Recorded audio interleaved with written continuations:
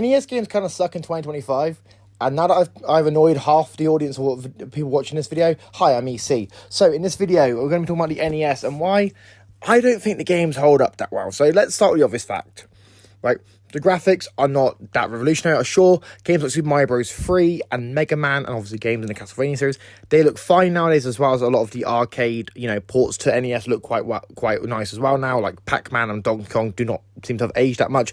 Sure, they look obviously 8-bit. They're obviously 8-bit because it's an 8-bit system, but the games don't look bad. But then there are some NES games where they just don't feel right. They don't just don't look right, and also don't really control right, because obviously we're used to obviously now having 4 buttons on controllers rather than just basic 2. So some of the controls for the earlier games don't feel that great either. I also personally feel that Nintendo is the reason these games don't feel that great anymore, because I do feel like a lot of these NES games were revolutionary. They were great games. They are still great games in their own right.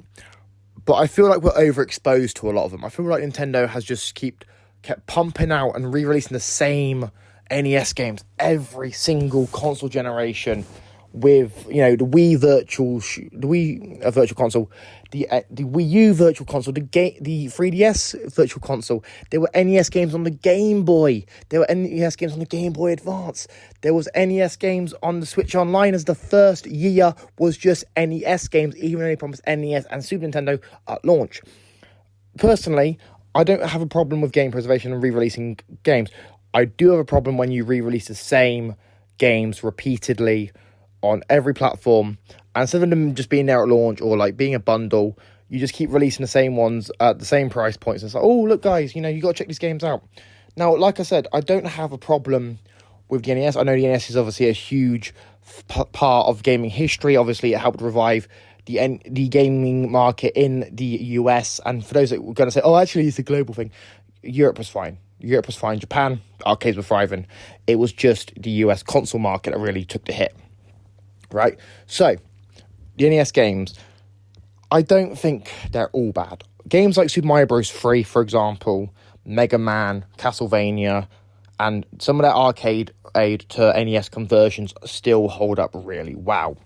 I do feel a lot of the black box games, for example, which are games like Urban Champion, Donkey Kong Jr. Math, Pinball, I feel like a lot of these games just aren't as good as they were back in the 80s.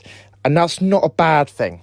Obviously, tastes change, tastes evolve, and you see what you could do with games like Super Mario Bros. 2, Super Mario Bros. 3, and The Legend of Zelda and stuff like that on the NES, and you just kind of feel like a lot of these black box games kind of bring it down a bit, because they're not that level. They're just not as good as what we could have had on the NES, because we saw that Super Mario Bros. 3, for example, pushed the boundaries of what you could actually do graphically on the system, which to me then begs the question, why weren't other games doing that? Why was games like Wrecking Crew or Urban Champion just not as good as they could have been, just not as fun, just not as interesting? Now, obviously, I didn't grow up with the NES, let's be real, because I was born in 2003. But I do feel that the NES does have an important part in gaming history.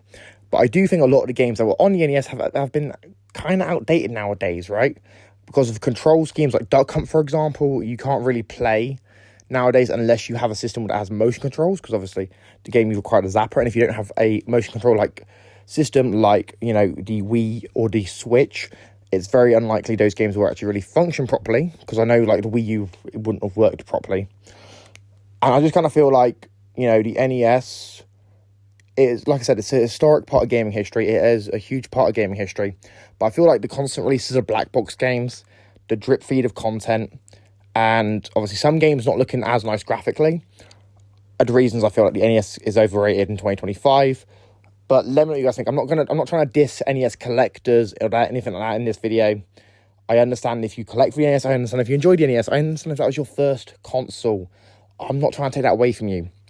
I'm just saying I feel like a lot of the games are being looked at with rose-tinted, glasses, so to speak, because of nostalgia and stuff. And a lot of the games like Urban Champion, like Donkey Kong Jr. Math, like Wrecking Crew just aren't as good and don't hold up as well as you might have thought they did. Anyway, guys, let me know what you think about this in the comments down below. If you're new here, make sure you subscribe.